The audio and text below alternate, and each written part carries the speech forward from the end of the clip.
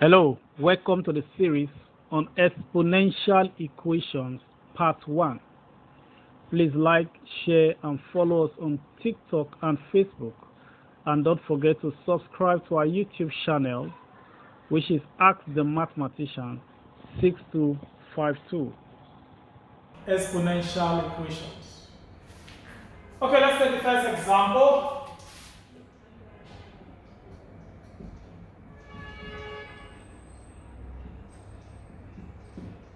If 2 raised to power 3x minus 1 equals 16, we ask to find the value of x. Find the value of x.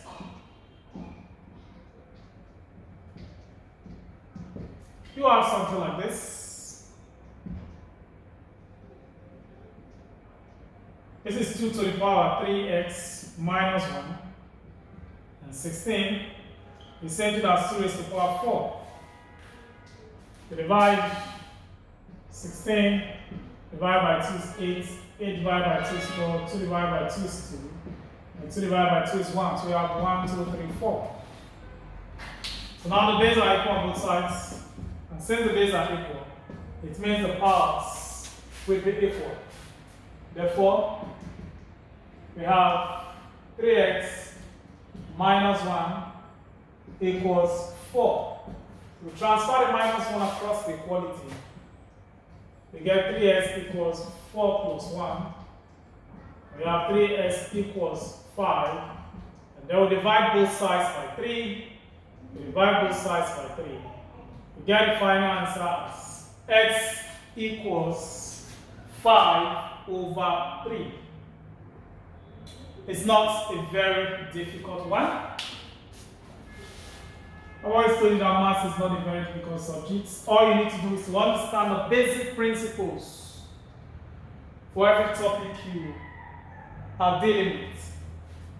Let's take another example. Example 2. If you have 3 to the power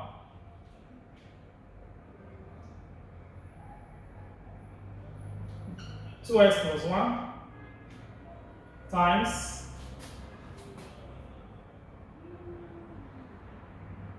9 raised to the power x equals 81.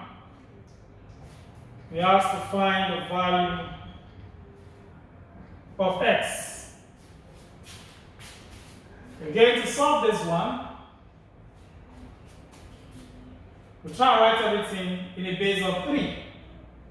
So 3 is the smallest base. 9 is 3 raised to the power 2. So we'll can write that as 3 raised to the power 2. First of all, we have this 3 to the power 2x plus 1. Then 9 times 9, which is 3 raised to the power 2, equals 81 is 3 raised to the power 4. 3 raised to the power of 4, that's 81. So now the bases are equal here. We take one of the bases according to the first rule of exponents, and then we add up the powers. So that will get 2x plus 1, then plus 2. Then equals 3 to the power 4. So now we add up 1 plus 2, that will give us 3. So that will get 2x plus 3 equals 3 to the power 4. The bases are equal on both sides. And since the bases are equal on both sides, it means the powers are going to be equal.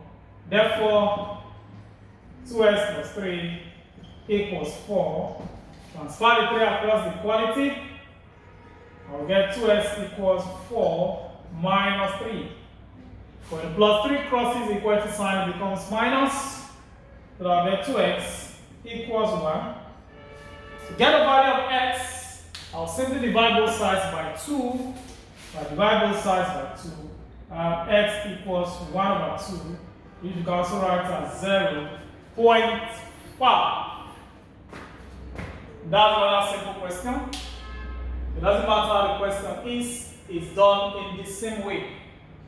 Okay, let's see one on division. If there's division, let's see what we'll get for that.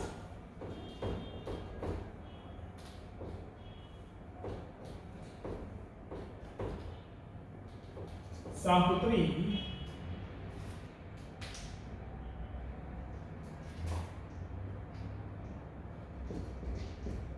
Given that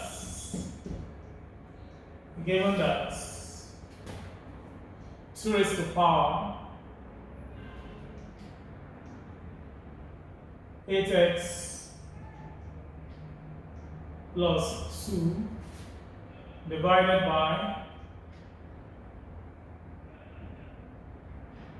32 raised to the power x equals 64. Find the value of x.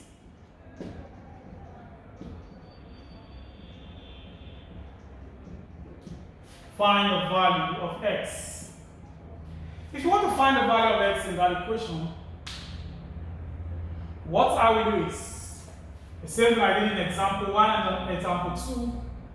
I'll write this one so I will have a base of 2. I'll write 64 so I have a base of 2.